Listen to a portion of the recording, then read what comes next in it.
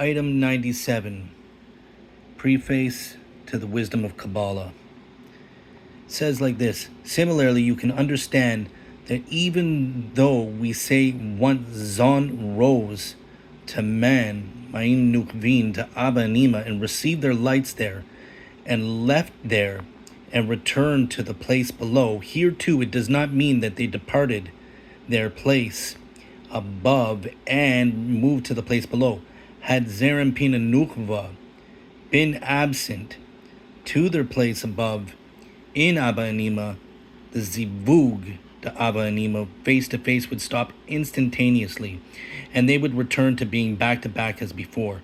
This would stop their abundance, and zone below would lose their Mochin too. It has already been explained that above that Bina naturally craves only Ohr Hassadim, as in, for he desires mercy. She has no interest whatsoever in receiving Ohr Hochma, hence she is back to back with Hochma.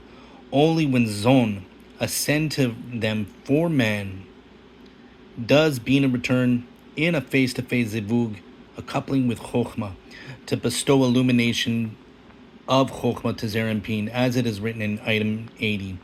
Hence, it is necessary that Zon will always remain there to give sustenance and substance to the Zivug de AVI face-to-face.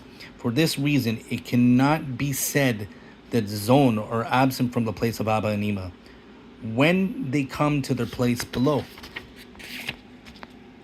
Rather, we have said, any change of place is but an addition.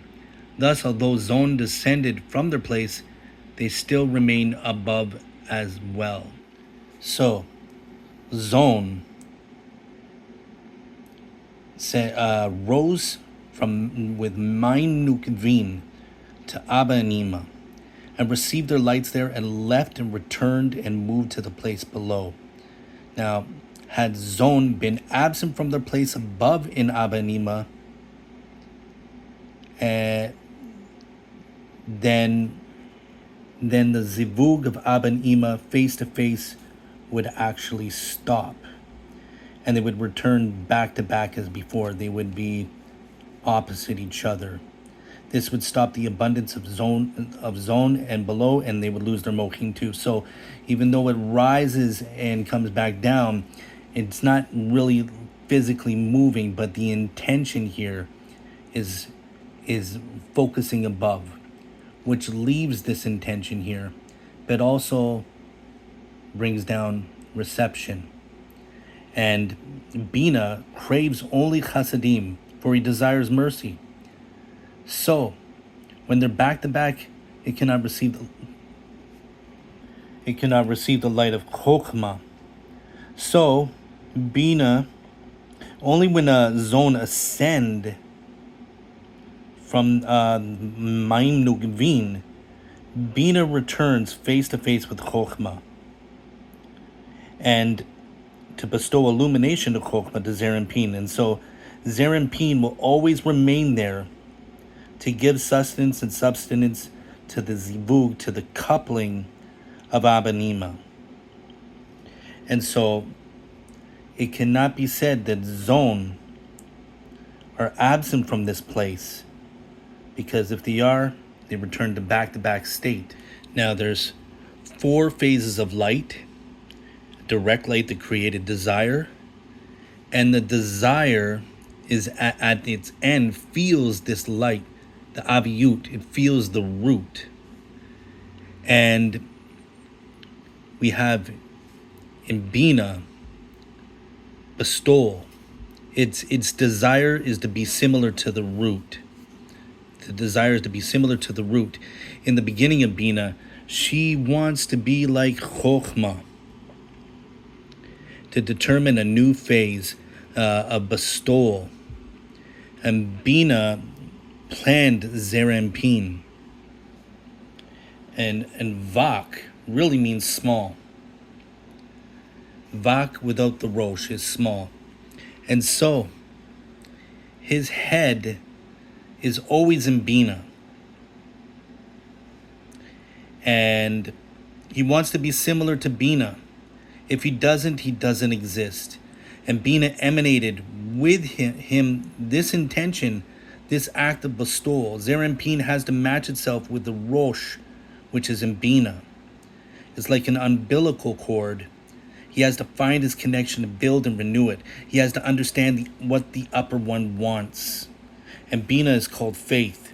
And here we see how Simsum Bet, near the connection of Malchus and Bina, brings Zerampin as a representative of Malchus to a connection with the Creator, that connection with Bina and Malchus of Zerampin. So we have here Keter, Hochma, Bina, Zerampin, and Malchus. And Malchus wants to connect to Bina, and it goes through Zerampin and Zerampin to Bina. And the Zerampin is the point of contact between the Creator and the being. And this happens, Simsum Bet connects the two, and later we see the shattering that happens. So to understand this in a simple manner, it's like an analogy of a lamp and a light switch. Imagine the lamp being as Hochma, that has unlimited electricity running through it. But the shade of Abba and Ima, naturally blocks most of the light because it prefers a softer glow, Hassadim, mercy. So even though the lamp has a ton of power, almost no light shines into the room. Now Zon, the children or the house itself needing light, come and flip on the switch, which is raising Maim Nukavin. And this makes the lampshade Bina, Abba and Ima, open up and allow the light through. The lamp and the shade now work face to face. The full light comes through and fills the room. But here is the point. The fact that Zon went up to Abba and Ima doesn't mean they left their place below in darkness. It doesn't mean they left here. If they actually disappeared from their place, the circuit would break and the switch would be off and no light would flow. Instead, Zon are present both above and below, activating Abba and Ima, receiving the light. And Zon are like the ones who press the switch that makes Bina open up to Hochma. But they never actually leave their own place. Otherwise, the whole system would be shut off.